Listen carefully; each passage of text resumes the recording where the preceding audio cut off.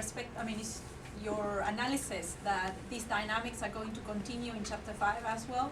I mean, that G77 might oppose also CSD text on Chapter 5 and keep on amending. Well, actually, I think in Chapter, or the working group 2, they were... No, Chapter 5 is also working with 1. I think so, yeah. Because it's linked. For example, in the green economy section, there is a framework of action. Yeah, exactly. So they were very insistent that should actually move to the framework of action and not have a special part.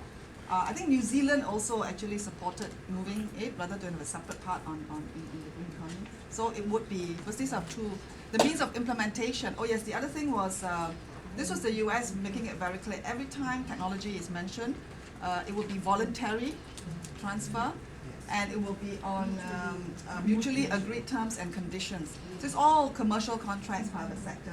So it really is a fundamental rewriting of the whole set of Rio principles and commitments. And this will have implications for the legal commitments like in climate change, obviously. Thank you.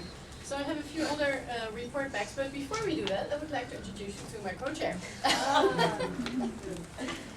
Very timely and functional co-chair as usual. Thank you. Tiara Worth from the Major Group for Children and Youth, and looking forward to working with you guys for the next couple weeks. Apologies for being late. Welcome. No, but we know you work very hard. Yeah. So you have been apologized. I have a hand over there. Richard Bullhorn with International Council on Mining and Metals. In the room that was doing 3 and 5, just as they finished 3, the co-chair basically said what he's proposing to do for the next round of discussions. That he basically would, on the light of the G77 not wanting to negotiate off of the co-chair's text, he would basically put a text together that had the co-chair's immaterial, all their suggestions, and the G77 suggestions. And the other things would be basically from other countries would basically be left in another document. So they would, for the next round, they would basically look at the co-chair's text and G77.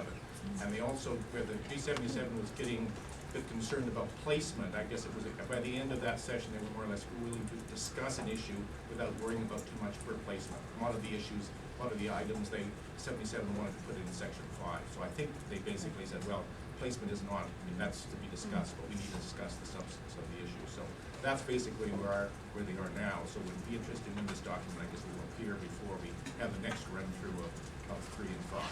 Thank you. So, but that was the point I wanted to make as well. Anybody would like to tell us something about chapters 1, 2,